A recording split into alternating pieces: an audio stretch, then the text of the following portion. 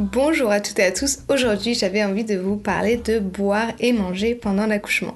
Si ce n'est pas déjà fait, n'hésitez pas à vous abonner, ici on parle de la préparation à l'accouchement et plus précisément si vous voulez un accouchement physiologique, naturel en maternité. Dans le monde de l'accouchement et des besoins vitaux de boire et manger, je me suis rendu compte avec vos messages qu'il y avait deux familles. Celle où vous êtes absolument pas au courant que certaines maternités interdisent encore aujourd'hui de boire et manger, donc vous êtes sidérés de ces interdictions. Et de l'autre côté, on a les femmes qui ont accouché sans boire et manger, qui n'ont soit pas osé demander, ou soit qu'on leur a refusé. Et là, encore une fois, la sidération de savoir que certaines maternités n'interdisent pas de boire et de manger pendant l'accouchement.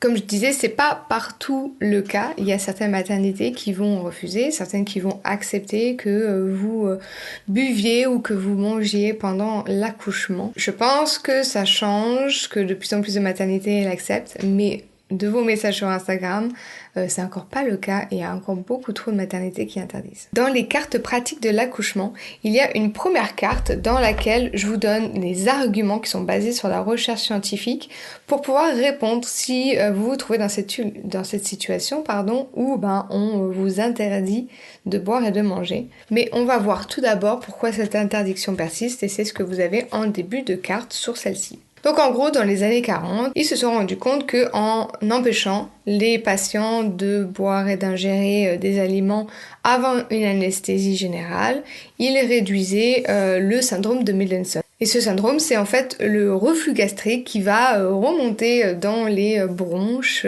ou dans la tranchée. Et donc à un moment donné, ils ont mis ça en place dans les maternités parce qu'ils commençaient à avoir de plus en plus de césariennes. Donc ils ont mis ça en place pour les femmes enceintes en plein travail au cas où elle finirait en césarienne. Et principalement en césarienne sous anesthésie générale. Donc déjà, le premier point, il est important de noter que la césarienne sous anesthésie générale est assez rare. C'est pas impossible, mais ça reste quand même rare aujourd'hui. L'enquête périnatale de 2021 a recensé environ 4% des femmes qui avaient reçu une anesthésie générale pour leur césarienne, mais on a presque 34% de rachianesthésie. Et la rachianesthésie, c'est une sorte de péridurale en une fois, donc la péridurale, ça va être un petit peu en continu, là c'est en one shot, et ça va agir beaucoup plus rapidement. La péridurale, c'est peut-être 20-30 minutes avant que ça agisse, sauf que là, la rachianesthésie, ça agit très rapidement et donc c'est utilisé souvent pour les césariennes d'urgence. Et ce syndrome, deuxième point de Mendelssohn, il est très rare. Aujourd'hui, c'est très rare que ça arrive. Pour les césariennes sous anesthésie générale, c'est du 0, c'est moins de 1%. Et les sages-femmes et les obstétriciens peuvent simplement utiliser des prophylaxies antiacides comme on fait dans de nombreux pays. Par exemple, moi, pendant mon accouchement, quand j'ai demandé mes notes, j'ai vu qu'ils avaient écrit qu'ils m'avaient donné un médicament contre les reflux gastriques juste avant qu'ils me déplacent dans la salle de chirurgie pour peut-être dans le cas où ça finirait en césarienne. Donc au final, ce médicament ne m'a pas été donné parce que mon bébé est arrivé dans le moment, phase de désespérance, et ils l'ont donc barré. Mais donc c'est quelque chose qu'on fait, on donne ça parce qu'ils ont bien vu que j'avais bu et peut-être que j'avais aussi mangé avant d'arriver. Et j'ai aussi appris grâce à l'une de vous que ils mettent également en place une sonde gastrique qui permet de vider l'estomac. Sans oublier que la femme enceinte, elle est considérée estomac plein dans tous les cas, donc césarienne, pas césarienne, on ne sait pas ce qui s'est passé avant qu'elle arrive à la maternité. Et donc en fait, si on y réfléchit, c'est quand même un petit peu absurde. On interdit de boire et de manger aux femmes au cas où elles recevraient une césarienne sous anesthésie générale, et donc dans ce cas, pourquoi ne pas appliquer la même logique avant de prendre sa voiture et donc on ne devrait pas manger parce que au cas où on aurait un accident, qu'on serait sous anesthésie générale ou dans le coma, et c'est la même chose. Donc voilà, quand même il y a un énorme gouffre entre prendre la voiture et faire l'effort de l'accouchement. L'effort de l'accouchement, ce marathon, si on ne boit pas, si on ne mange pas, si on en a envie, si on n'apporte pas d'énergie à son corps tout simplement, ça va être quand même compliqué. Et d'ailleurs, encore une fois, selon l'enquête nationale périnatale 2021, il y a quand même 40% des femmes qui n'ont ni bu ni mangé pendant leur leur accouchement, c'est quand même énorme. Et je pense que s'ils ont recensé ces données-là, c'est que c'est important, qu'on sait que c'est important, on sait que c'est pas égal dans toutes les maternités.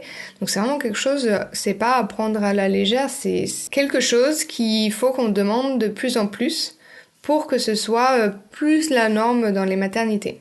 Donc si on pense à cet effort, à ne pas boire pendant des heures et des heures, manger, si on a envie de manger et qu'on mange pas pendant des heures et des heures, forcément ça va créer un cercle vicieux où le manque d'énergie, le manque d'hydratation peut vous rendre plus faible, plus fatigué et plus susceptible donc d'accepter des interventions pour accélérer le travail, voire même demander une césarienne parce que vous en pouvez plus et de se retrouver en fait dans cette avalanche d'interventions tout simplement parce que vous êtes trop fatigué. Et cette avalanche d'intervention peut potentiellement vous amener à une césarienne qui peut potentiellement être sous anesthésie générale et donc voilà, d'où le cercle vicieux. Et comme je vous le dis souvent, vous avez le droit d'accepter et de refuser des interventions, des choses pendant l'accouchement qui vous conviennent pas. Comme vous pouvez accepter ou refuser un toucher vaginal, vous pouvez également demander à boire et manger plus qu'un simple brumisateur ou un simple glaçon dans votre bouche. Ça, je l'invente pas, ça ne m'est pas arrivé, mais on me l'a témoigné. Et puis si on vous le déconseille, déjà vous pouvez demander la raison. Si vous partez sur un accouchement physio, il n'y a pas de raison de partir en césarienne si toute la physiologie est respectée. Et d'ailleurs, la Haute Autorité de Santé recommande de laisser les femmes boire, surtout pendant toute la période de la première phase du travail. Donc voilà, vous pouvez tout simplement leur dire ça, ou vous pouvez évidemment utiliser les cartes pratiques, un peu comme une contre-attaque, où là, vraiment, je vous donne tous les arguments, toutes les raisons de pourquoi c'est important de boire et d'où c'est basé le fait qu'on refuse de boire et de manger aux femmes enceintes. Comme je le disais aussi, c'est pas la même chose dans toutes les maternités. Moi, par exemple, j'ai pu boire et manger, il faisait chaud dans la salle, avoir une respiration consciente justement pour accompagner les contractions, ça nous rend la bouche extrêmement sèche.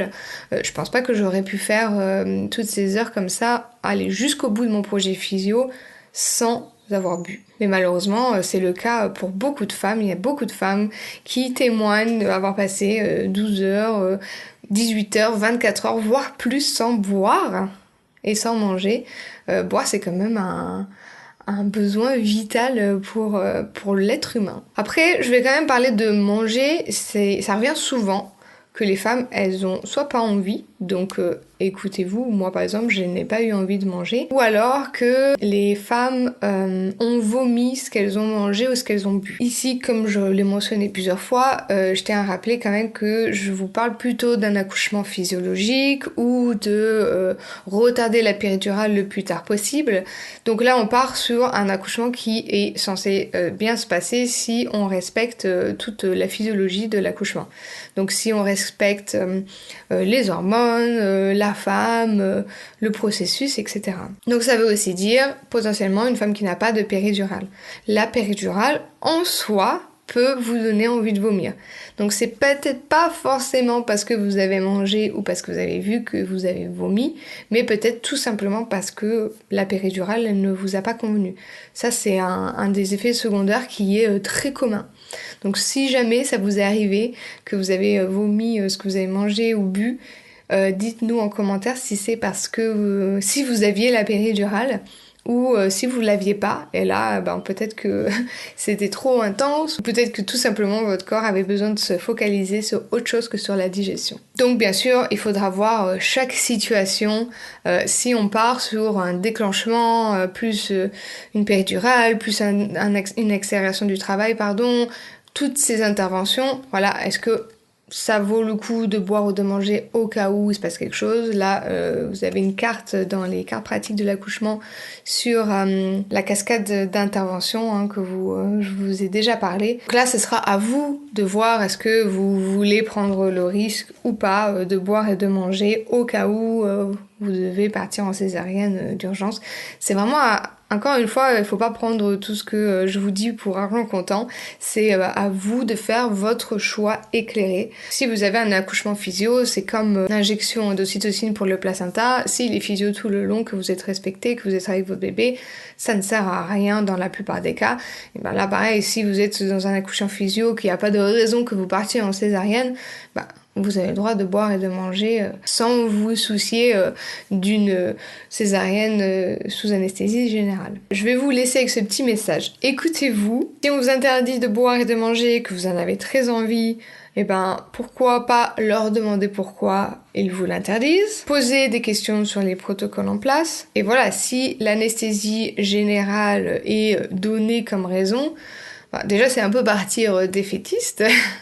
De se dire qu'on va forcément finir comme ça. Vous pouvez les remercier de leurs préoccupations et de leur dire potentiellement moi j'ai besoin d'énergie. C'est sûr que si je bois pas et que je mange pas pendant des heures et des heures alors que j'en ai besoin, que mon corps je sens que j'en ai besoin, oui potentiellement je peux finir en césarienne. Au moins de boire, ça serait la première chose, de boire de l'eau. Pour les anesthésies, on recommande d'arrêter 2 heures avant. Sauf que voilà, on sait pas trop combien de temps va durer l'accouchement.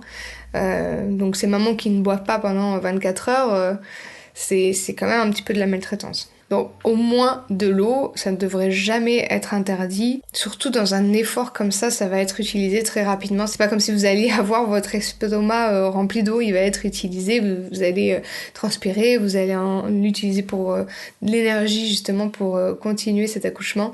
Donc au moins de l'eau, ça devrait être le minimum qu'on accepte. On ne devrait pas vous refuser de boire de l'eau.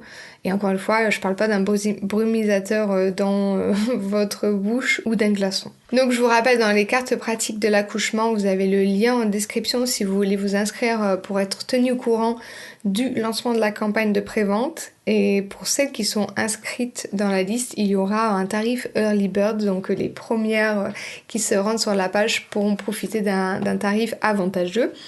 Et je vous rappelle que là, aujourd'hui, on a parlé de boire et manger. Donc vous avez une carte sur tous les arguments pour pouvoir boire et manger pendant l'accouchement si on vous le refuse.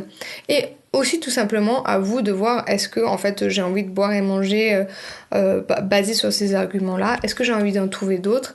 Encore une fois, tout ça c'est pour que vous puissiez vous faire un choix éclairé. Et ensuite vous avez aussi cette carte. Donc là, c'est plus pour si vous avez envie de manger, qu'est-ce que vous pouvez apporter dans votre valise de maternité pour vous donner de l'énergie, donc des petites choses à manger pour vous et pour votre accompagnant. Parce que ça peut être long pour eux aussi. Et puis je vous avais parlé aussi de la cascade d'intervention. Donc là, je vous parle aussi, encore une fois, pour que vous soyez informés d'un petit peu comment ça se passe. C'est quoi l'exemple typique d'une cascade d'intervention, comment ça arrive et qu'est-ce qu'on pourrait faire pour l'éviter. J'espère que vous avez appris des choses. N'hésitez pas à me dire en commentaire si vous avez pu boire et manger pendant votre accouchement.